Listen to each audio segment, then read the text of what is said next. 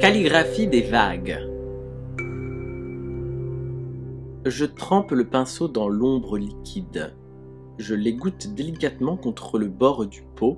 Je le place sur la page à la couleur d'écume et d'un mouvement du poignet, je trace une ligne courbe faite de pleins et de déliés. L'encre vient vite à manquer. Je replonge donc le pinceau dans le pot et continue à écrire mes signes. Les images de mon esprit se déversent et se transcrivent en mots qui se couchent sur le papier granuleux. Le pinceau tangue de gauche à droite dans un roulis de courbes et de traits. Mon poignet accélère et l'histoire continue de s'échouer sur la page. Je suis dans une sorte de transe.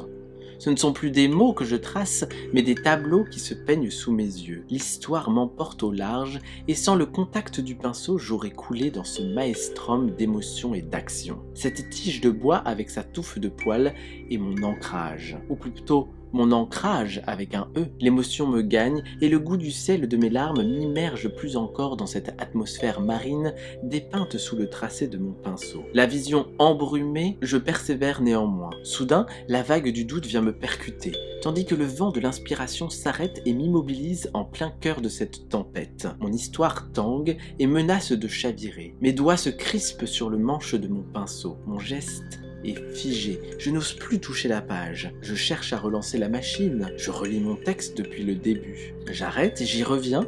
Je me change les idées, j'essaye de faire autre chose pour me nourrir à nouveau. Mais la tempête est toujours puissante, m'empêchant d'avancer. Je suis ballotté dans tous les sens par ces doutes, ce manque de confiance et de légitimité. Je commence à prendre l'eau. Je patauge dans le désespoir.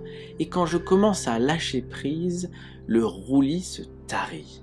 Les nuages se percent d'une lueur qui me montre le chemin. L'inspiration me revient par à-coups. Je replonge alors les poils du pinceau dans l'ombre liquide. Je l'égoutte délicatement contre le bord du pot. Je le place à la suite des autres mots déjà présents sur cette page couleur d'écume. Je prends une grande inspiration et je reprends mes calligraphies faites de ces vagues aux pleins et déliés pour me rendre vers cette lueur qui est la fin du récit.